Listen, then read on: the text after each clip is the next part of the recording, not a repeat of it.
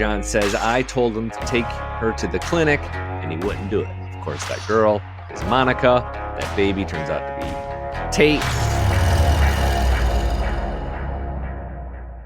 You're listening to the Dutton Rules Yellowstone podcast. Thank you all. If you are a longtime listener from our past seasons, welcome back. We're so glad that you're here. You can rate and review us on good old Apple Podcasts, and also rate us on Spotify is where you can find it. And if you want to see Billy and I just gabbing away, you can head on over to our YouTube channel where we have the video platform of this, as well as weekly Yellowstone podcast. So go on to our YouTube channel. It's Taste of Country. Feel free to hit subscribe and the notifications button, because when we drop a video, you'll be the first to know. So without further ado, as you see, we have Mr. Billy Dukes, co-host. Welcome, Billy. Hello, Addison. How are you? I am just dandy. I'm excited. This episode was quite, I honestly, my jaw dropped a little bit. And we won't. I know we have trivia, but yeah. Well, we learned a lot. There wasn't any deaths for a second consecutive episode. So if you're measuring by like body count, this wasn't that great of an episode. But a lot of really, really important setup. Very little. Don't worry about it this week. Amen. Before we get into that, what was our trivia question last week, and who won it? AKA, who is getting a beautiful affirmation from Mr. Billy Dukes? Last week's trivia question had to do with the beginning of episode 5. And the question was about the cowboys who started off that episode. They were doing some real cowboy kind of things. The question, what was that move called? Where the horse sort of runs and then comes to a quick stop. What was it called? And if you wanted to give me any other information, that's fine as well. And I know this because I got my most recent issue of Horse Illustrated. You did not. No. You did not. Did you really? Oh, okay. I was like, Billy. No. I grew up in Detroit. We do not have horse. I don't even think they send Horse Illustrated to Detroit, suburbs of Detroit. But the move it's a sliding stop. It's a signature mover. It's a signature maneuver in the sport of reining. So any one of those answers would have done. The sliding stop is specifically what the horse is doing. And the idea is to kind of keep the front legs moving for a really long time while the back feet stop. If you can go 10, 15, 20 feet, you've got a horse that's really good at it. Interesting. And the point of that is, I don't know if I know the real life application for such a thing. Okay. You would think you want the horse to stop or go. Why would you need the horse to split the difference? Maybe it's just show slide. off. Yeah, this is not baseball. Yeah. We're not sliding into home plate. Why do horses need to do this? Yeah. But Todd came in. He knew to email staff@tasteofcountry.com. So Todd from Ohio, congratulations. He knew it was raining. And Todd, you are the front legs to my back legs in this endeavor, my friend. You keep this show going. You are a hero today, my friend. I hope you rein your way to victory in life today, and your whole family comes along with you, leaving behind the back legs of despair. Billy, I don't know how I felt.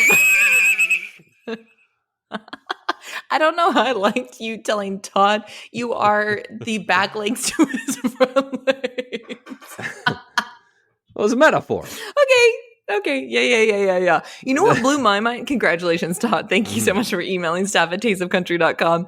What blew my mind is when Travis, aka Taylor Sheridan, was rattling off the price tag behind these horses. Like, one of them was multi-million dollars? Yeah, $1 million, $2 million. The cheapest one they talked about was $300,000 to $500,000. I mean, that's a house, and that's like a nice. We are buying a house. Like, you can get a house in Nashville, which is like an inflated real estate market, like for $500,000 and live quite comfortably. Or you can get a horse.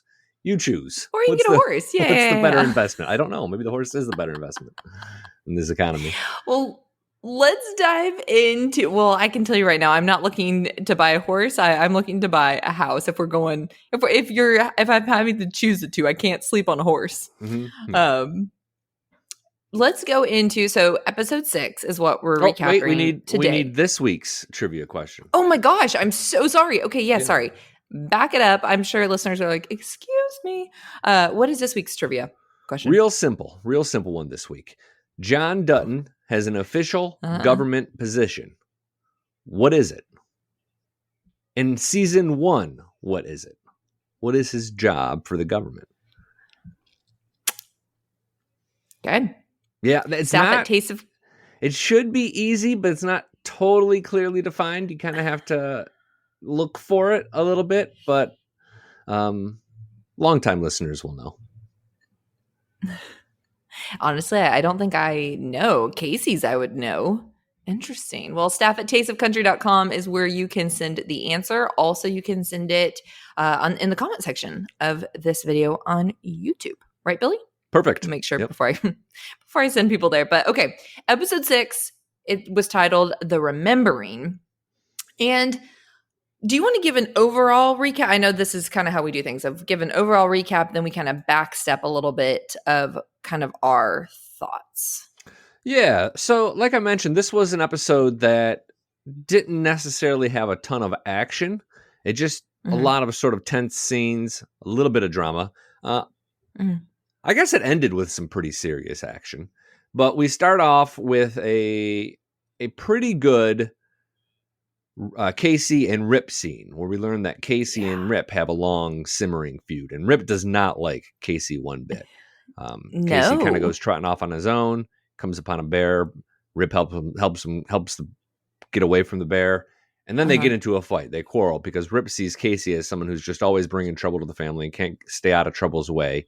And they get into a fist fight and, they tag each other pretty good. I think at the end of the day, Rip probably gets the better of Kayce. Take note of that because that's going to play an important role in a couple of more episodes. But then they come together again later on and decide not to fight. But you kind of understand why Rip is so protective. He's protecting the Duttons and he thinks Kayce is a threat.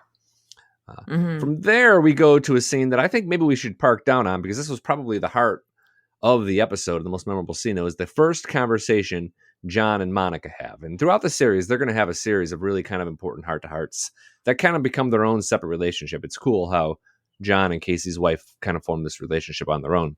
And John admits and clarifies to Monica why Kayce hates his dad so much. And what we find out is the explanation for why he has the brand.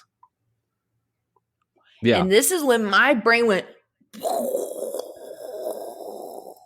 Well, so here as well, because of what he reveals, but it still didn't illustrate to me exactly why Kayce got the brand. But the reason is that Kayce, he was a disobeying kid. He never listened to his dad. And then he got, as John tells it, he got some girl he barely knew pregnant, and he was going to marry her. John says, I told him to take her to the clinic and not let you leave until you had an abortion, and he wouldn't do it. Of course, that girl is Monica. That baby turns out to be Tate. So you start all these sort of longing, guilt-ridden looks that John Dutton has had for these first 5 or 6 episodes start to make a little bit more sense. 100%. And I think too, I like how they did it where as John's telling Monica this, it's not like I did not know, he's talking about Monica till the very end. At first I was like, oh my gosh, who did Kayce get pregnant? And so there's another girl somewhere, you know what I mean? And then when she was like, I think she's the one who outed herself, right? I think. Oh, John. I think she's the one who made it clear.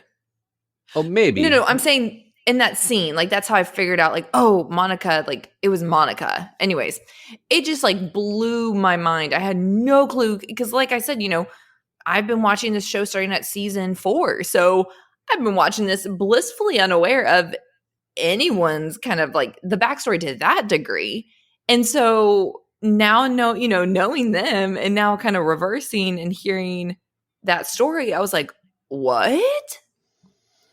So the sequence of events here still kind of trouble me. Like I can't figure out why Kayce sort of submitted in some sort of way, or at least came back home to get the brand. Like he went through all of that where he disobeyed his father and wouldn't take his girlfriend Monica to the abortion clinic. At what point did he come back home and was he like, what's for supper today? And John had the cowboys round him up and branded him. I like that part was and will remain a little bit confusing. I think that's about all the storyline we get as far as Kayce's brand. Well, and I'm curious too if it was one of those, Kayce was more, the rebellious child, whatever you want to label him, and he goes off, does his own thing, realizes, ooh, I need more stability.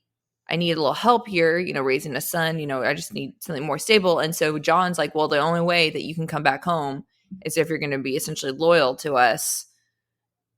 You're going to be branded. You know what I mean? I do. Absolutely. And this, like, the big plot line for this first few episodes has been about Kayce's sort of relationship with his father and the ranch. And that's going to kind of continue. Are they going to move back to the ranch? Are they going to stay on the reservation? Like, we're starting to see them get pulled back in, and Tate certainly is all in because John keeps feeding him oversized donuts. And clearly, I mean, the house that he has doesn't take much for Tate. No, it doesn't. He sees the attraction. But Monica and Kayce to this point don't seem to totally want to move back, but I think Monica maybe is sort of figuring it out a little bit. It's interesting.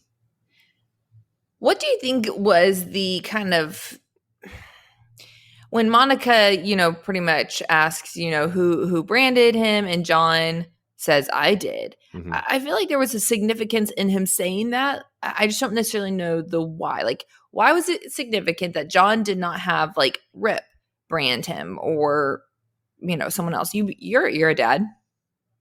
What would be that significant? Not that you're trying to brand your children, but you know what I mean? Of like, yeah, I think he wanted Kayce to know who the man of the house is. I think it was a little bit of, two moose banging racks, and whichever one runs away first, it was a little bit of that. It was a power play.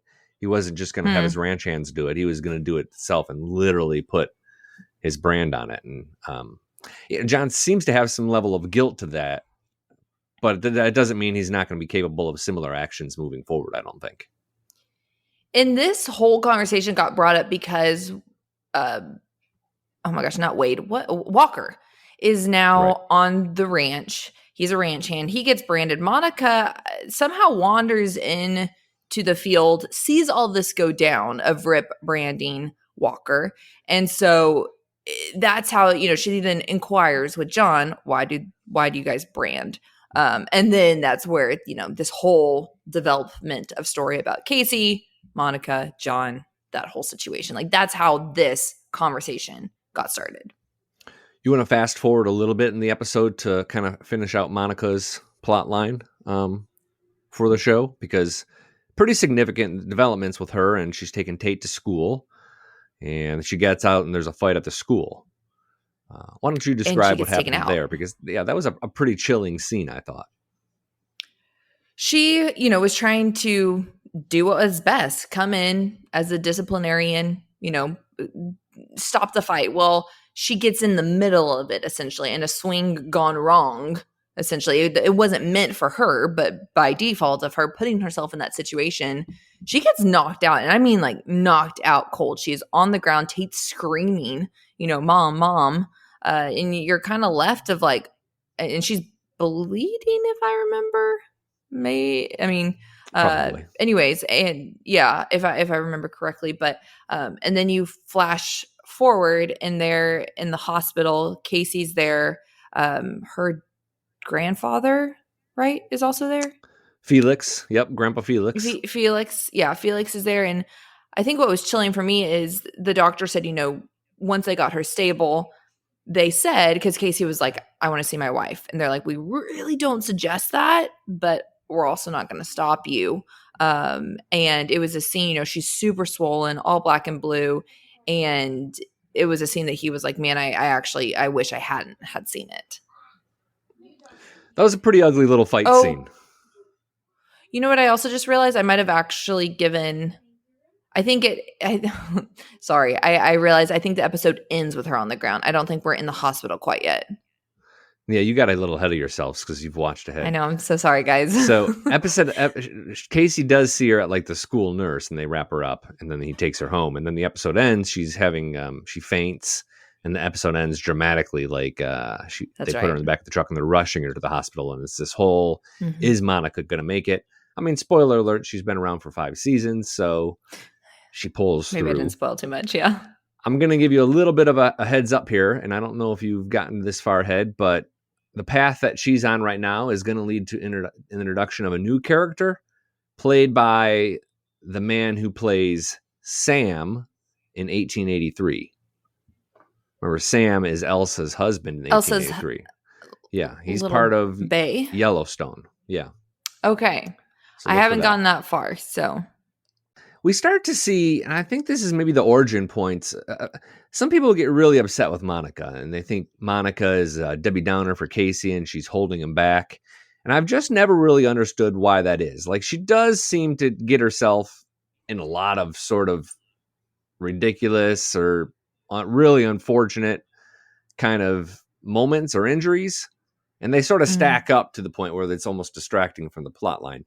But as a character, she's not really trying to hold Kayce back. She's just like him, also trying to figure out what's best for her family, and the answer isn't super clear. Yeah, I don't have an issue with Monica right now. I think where she got annoying more so in season 4 and beyond is just anytime something was going wrong, it happened. She was the source. I think that, it's always like, oh, okay, here we go again. Okay, here we go again. Like this aspect of Monica doesn't bug me right now. Well, I don't. Yeah, that's how it is for season 1, 2, and 3 as well. Like she is kind of like right there at the origin or at the root of a lot of the problems. But it's not like she's making it or she's stirring up trouble necessarily. Although it just maybe she does. She's kind of wrong place. Yeah, I was like wrong place, wrong time. Right now. Right now. For now, she is. So kind of watch Monica and let me know if your feelings change on her, because I don't know, she's an interesting character. The acting isn't always the best, but I've still always liked her as a character. Like she brings some heart and humanity to sort of the ranch, which is needed. The scene that dialogue-wise I thought was so good was when the governor was talking to Beth, and she said, "You're emotionally stunned as if you're still a 14-year-old who hasn't dealt with trauma." This is not word for word, man, I was like, that was the most beautiful description. And she pretty much told her, like, to get over trauma, like, you've got to, she is essentially like how Beth is reacting is as if she's a 14-year-old. I don't know how old Beth is supposed to be now, because she never dealt with the trauma that she experienced when her mom died, all the above. And I was like, wow, that was a beautiful way to say that. She's not wrong either. Let's back up a little bit and set that scene, because there are some other important things that happened there. It's a scene early on in the episode. Beth and Jamie go to visit the governor, the district attorney, and it's just the four of them and the governor. It's just the four of them in the room at first. And they're talking about Jamie running as an independent for district attorney. Beth's role is sort of undefined. I don't know what political role she has in mind or what political role John Dutton has in mind for her. But she's at the meeting as well, and she's acting up. Like she's just shooting her mouth off, and they introduce Jamie's new chief of staff, who we'll get to in a minute. And Beth, her quote is, "Can my whore be a 6-foot fireman who loves Jesus?" Like she just totally undercuts this woman. I just cannot with her. I just cannot. Yeah, that's a great Bethism right there. So Beth and the governor have a one-on-one. The governor clears the room and has this one-on-one with Beth, where she basically says, "You can't bully me, Beth. You're acting like a 14-year-old child, and you can't bully me." And then Beth, she fires back in some pretty effective ways, saying basically, "If you sleep in my mother's bed again, I'll end your career." And they kind of leave it at that, where maybe there's a healthy fear and respect, sort of the other. Would you call it that? Maybe. Yeah. I feel like Beth tried to inflict a healthy amount of fear. Into anyone she comes in contact with. But I feel like it's one of those of it's just maybe a little bit of mutual respect that they are both semi-terrifying women. Immediately after that, the governor and the district attorney start talking about not backing John for the next election, and they're referring to John's role within the government. She's thinking about maybe backing somebody else because he's behaving badly. And when you do kind of stack his decisions and behaviors, they are kind of questionable. I mean, not revealing the cancer diagnosis, recommending Beth to be part of the political game. He's kind of doing some things that are just not good for the state. But he's never really Mhm. worked for the good of the state. He's always worked for the good of the Duttons. It's just now he's kind of getting seen. This episode is one that we also realize the kind of severity of his colon cancer, or sorry, the tumor that he had in his colon. Right? He mentions how long it was, right? Yeah. Well, and his kids had no clue. Like, this is the scene that he pulls back up. Somehow, now I'm not remembering correctly of how the kids found out. I think someone called Jamie, right? The governor told Jamie in that meeting. Yeah. The governor and Jamie are just talking, and she mentions the cancer, and Jamie tries to deny it. But she convinces him, so he shoots out of there and finds Beth, and they go to confront John. Why do you think that he didn't tell them? I think that's kind of an old man kind of thing to do. Like, I think like, you don't, the guy who doesn't want to go to the doctor certainly doesn't want his kids making a big deal about his colon cancer. He just sort of wants to take care of it and live life. I can 100%. Actually, I can relate to that on this very day more than ever. Like, it's a total thing that I think old men specifically do. They don't want people fussing about their health. I think it was as simple as that. Well, and this episode is this the one that ends with him in the bathroom, right? Coughing? No. Stop. You're getting ahead. That's the next episode of it, Addison. Okay. This one ends with Monica falling. That's the last scene. Okay, I'm so sorry. I know you didn't. I didn't add any spoilers. So backing up to the governor's meeting, we meet. There's two women actually in this episode that are going to be very, very important characters and really shape the role of Jamie in the next 3 or 4 seasons. The first one is the woman we just talked about, his red-haired campaign manager, Christina. And it's clear from the get-go they hit it off. Like, they're having great conversation. There's some laughter. She's offering to drive him home. The governor even is bold enough to say, "Oh no, it looks like you guys are going to hook up naturally, so we don't have to fake a romance. Like, this is going to happen. It's done and done." Yeah. Spoiler alert, it kind of does, but we won't get there quite yet. Well, that's one of those worry about it. Oh yeah. Christina is a big problem, even still to this day. Like, they haven't figured her out totally. She might end up becoming like the ultimate Yellowstone loose end, but she's going to be around for multiple seasons.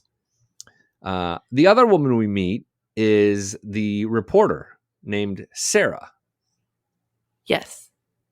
Sarah was fishing with her wife, partner, girlfriend, and Sarah is definitely interested in what's going on with the Duttons and these murders that are being covered up and sort of these local political things, and can't keep her mind out of the news. Did you recognize Sarah? I don't remember the actress's name from any other show. No. I bet you some people have. You remember the show Bones? Yes. Well, I kind of winced as I actually have never seen it, but I seen the cover art for the series? Yes. Sarah was Angela on Bones. She was like one of the primary 3 or 4 characters outside of the woman who played Tempest Brennan. Yeah, that's who that actor is. I knew I recognized her, and I actually watched a different show with her in it right around the time I was watching Yellowstone. That kind of faded, and then I went back and I remembered, oh, she's Angela. Totally forgot about her. And that was a super cool character she had, but I like that actor quite a bit. Is she someone we do need to worry about? Like, she's going to hang on for a little bit? Yes. So okay. To tell you what she's going to do without telling you all the way is she is going to be presented with some opportunities to really dig in with what's going on and what's happened on the Dutton Ranch. And she learns a lot, and the end of our arc really shapes Jamie's role moving forward. It's very, very interesting. Interesting. Okay, so I'll keep an eye out for her for sure. Yeah, 2 major characters that we met this episode. Is there anything in this episode that you'd say was... I kind of feel like I guess I haven't seen the seasons in between, but I feel like this episode there wasn't a lot of "don't worry about it" to my knowledge. The only one I saw that I've kind of alluded to before is Tate's dinosaur makes a reappearance with that drone. Oh my gosh! Yes, yeah. I don't know that goes any further. If it does, it doesn't go Okay. much further. Like the guy who was operating the drone gets away. That was kind of a puzzling scene because it's not only like how did that guy know the dinosaur was there with his drone? Like he must have known it was there to look there. But also, what did that do? Like sometimes a don't worry about it actually sort of is important to set up a character or show you a different side of a character to set someone else up. That just seemed to be like a time waster a little bit. I guess what it did is it pulled Kayce out of the house so then Monica could come down the steps and fall. But, they could have found a better way, different way to do that. I assumed that drone was just check. I didn't realize it was specific for the dinosaur. I thought it was, developer or whatever seen what land was out there and then saw the people, yada, yada, yada. It might have been, but they zoomed right in on that dinosaur. Like, I think if you were flying a drone around an area like that, you'd want to keep it away from people because you don't want to happen. You don't want what happened to happen. Where what's the man's name? T'Challa Black Elk is the actor. He shoots it out of the sky. Like you don't want your drone to get shot out of the sky, so you keep it away from people. Here's the thing: he buzzed right in there. I wonder if there's a legal like was that even legal? I don't know. Okay. I have no clue. That's a don't worry about it. yeah. That's a down of a rabbit hole, but don't worry about it. One other plot line that I think we need to touch on is: did you understand the deal that Thomas Rainwater struck with Dan Jenkins? Not entirely. This is a pretty crafty move by Thomas Rainwater. He's looking to get land right up against the Yellowstone reservation because the Yellowstone Ranch, because he wants to start moving in on John Dutton's property and realizes that the Paradise Valley land is right there, but his advisor tells him that land is worthless because it has no power. So he goes down there, and it just so happens that Dan Jenkins is having a meeting with a woman named Melody, who seems to be like almost like a Beth Dutton-like character for Dan Jenkins, just maybe a little nicer. Mm-hmm. You know who Melody's kind of like? Remember in season 5, Sarah Atwood? Yeah. Very Sarah Atwood-like. Like that's her position where she just finds ways to get things done. Very smart. Yeah. And Tom realizes that if Dan sells Thomas Rainwater the land to build a casino, he can get the loan he needs to not only build a casino, build all the infrastructure, the power, the water, and everything. And then from there, he can lease the land for the subdivision back to Dan Jenkins, and they can all make a ton of money because presumably Dan Jenkins can make monies in other ways. So that's sort of the deal they put together. And Dan Jenkins knows Thomas Rainwater is an enemy of John Dutton's. That's why he says the enemy of my enemy is my friend. And they pretty much on the spot agree to form a deal. That will go forward. Like Dan Jenkins and Thomas Rainwater will start building that casino. And that becomes a plot line for quite a few seasons, if I'm not mistaken. Interesting. So, I will say all that sometimes can be really hard for me to follow. Like I am tracking, but also, yeah. This is kind of like the difference between like a cable or like a Netflix style show and like a network show.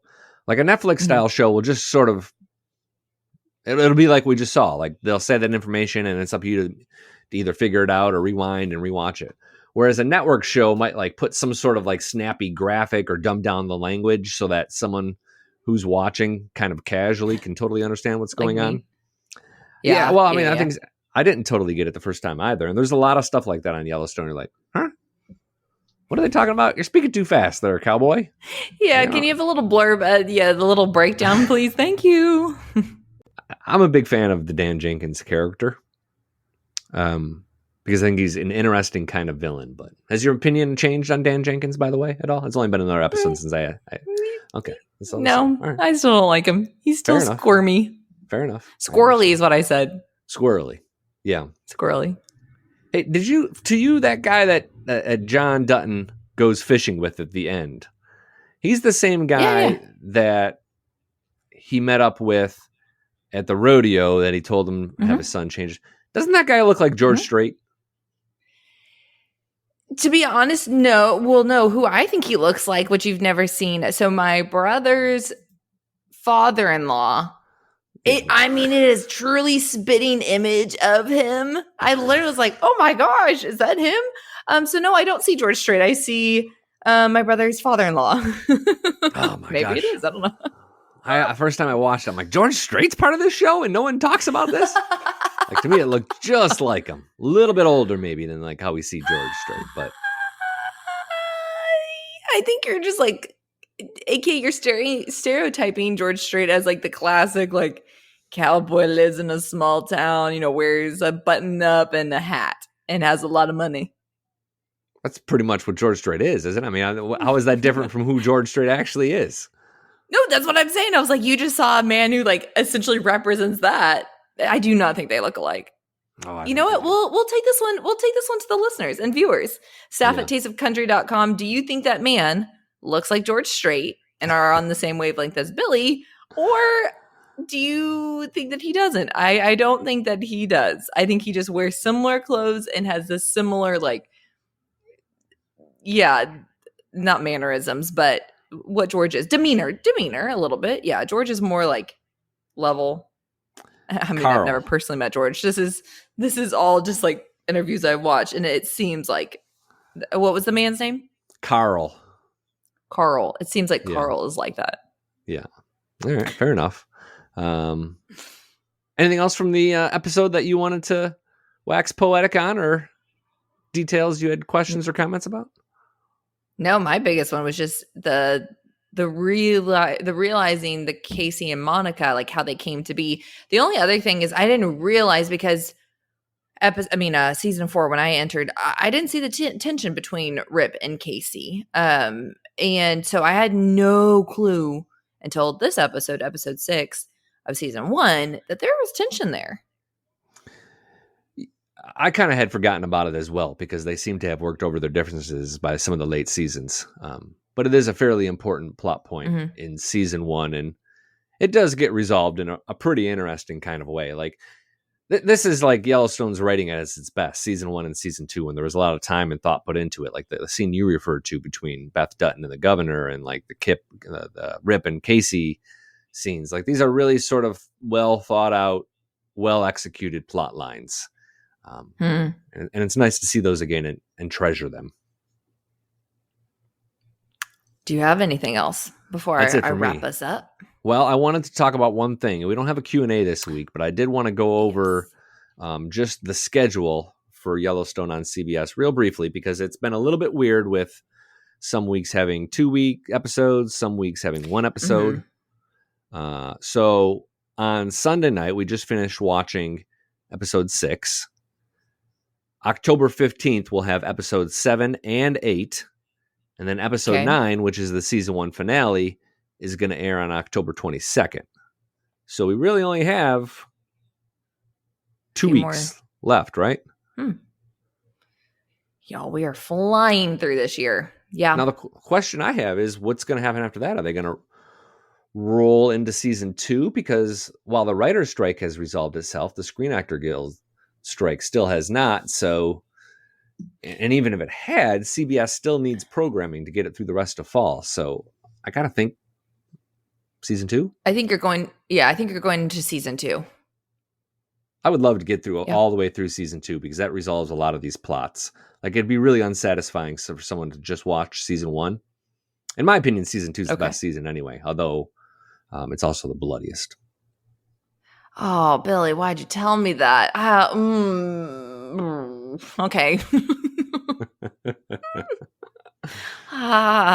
Okay. Have you been watching any other shows? Your show about teenagers in summer, or How I Turned Pretty? Has that been? Well, yeah. No, Summer I Turned Pretty. We finished that a long time ago. Right. I am watching The Golden Bachelor, but that no one who's listening to this podcast is going to enjoy that. So we're gonna move on. I've also been watching Dancing with the Stars. We're not gonna talk about that. What I have been watching, and actually I finished all of season 1, is Lioness. Oh, that's a good show, isn't it? Oh, you didn't tell me this, Dude, Addison. I like it. I know. Well, because it didn't. I know. I've been holding back on you. I don't know why I didn't share. I think it more so didn't come up naturally in conversation. I like it. There's only been season 1, I think, or at least what I've been able to watch. Yeah, just season 1. I'm here for it. Yeah. It was like really good. Like some parts uncomfortable, but not so uncomfortable like Yellowstone in 1883. Like it's a little bit more surface, I think. It's different. Yeah. A type of violence maybe that we're just more comfortable with or accustomed to seeing on TV, I guess, which maybe sounds terrible. Yeah, I was like, I also don't know how that sounds, but you're not incorrect. And tell me, wasn't it right about the bride, Stephanie Mears' character? What's her name? Aaliyah? The bride? Yeah, she's getting married. She's set to get married to, and that's why Linus is in there. Yeah. That she's attractive? Wasn't that your 2 cents? Just that she's I wasn't going to make you comment on that. Just that she's really captivating. Like it's like a super interesting character that I'd love to see come back for season 2 of Linus and continue in that role. Still a big question mark there. I don't know if she was a captivating character. I felt like she kept the plot going. I think who the captivating character was the gal who was sent there to, undercover. Yeah. I think she was more interesting than. I agree. I don't know. I think their characters together. Yeah, I like it. Nicole Kidman, love her, but I don't think she serves like the biggest role. I'm kind of like, okay. Like she's there. I've been really floundering around with different shows. Like I can't find a show that I can just rip through a season on. Like I've watched this show on Peacock called Poker Face. Okay. It's decent. And then I've watched a little comedy called Killing It. Stars the guy from The Office, Craig Robinson, who played Daryl on The Office. Okay. Kind of, it's not that great. And then, I'm trying to get through the end of Miss Maisel because I've watched the first 4 or 5 seasons of that. And it's like the final season. I got like 2 episodes left, but that's a slog. Like I could not find another show that I can just sort of take off on. The one I like, it's very different than Linus or Yellowstone. It's Only Murders in the Building with Steve Martin, Selena Gomez. Who plays in I cannot remember his name. In Father of the Bride, it's Steve Martin. And who is the wedding planner's name? That was like 30 years ago. I don't have no memory of it. You don't remember? That's one of my favorite movies, Billy. I saw it. It was good. I just don't remember his name. What network is it on? Hulu. I don't have Hulu. I have Hulu. I don't have Hulu, and I don't have Netflix currently. I just got Hulu recently. Okay, let's see who's in this. The cast. Okay, please hold. Martin Short. Oh yeah, I like him a lot. Well, and he's with Steve Martin too. That's always good as well. Is it? That's why I like it. Is it a murder mystery? It sounds like it must be a comedy, but is it like a murder mystery as well? Murder mystery comedy. I've really enjoyed it. You know what I may do if Spotify still has that deal where you can get Hulu for free? I may cancel my Apple Music because I haven't liked that as much. Sign up for Spotify Premium and then get Hulu. Billy, you're an Apple Spotify. I mean, you're a Apple Music dude. Wow. I haven't liked it as much as I thought I would. You're an anomaly. My brother was also an Apple Music dude, and he slowly has transitioned over into Spotify. Yeah, they're both fine, but both better than Amazon. Okay, we're getting off topic. You go ahead and wrap it up. I'll enjoy some water while you think of an adjective. Yes, I was about to give us the hook. I was like, and I think we're done. Well, as always, thank y'all so much for listening. You can rate and review us on Spotify and Apple Podcast, as well as YouTube. We have recap videos every week, as well as this podcast. So head on over there. And as always, the Dutton Rules Yellowstone podcast is another invigorating Townsford Media podcast. Invigorating! Splendid! Well done. Thanks y'all for listening.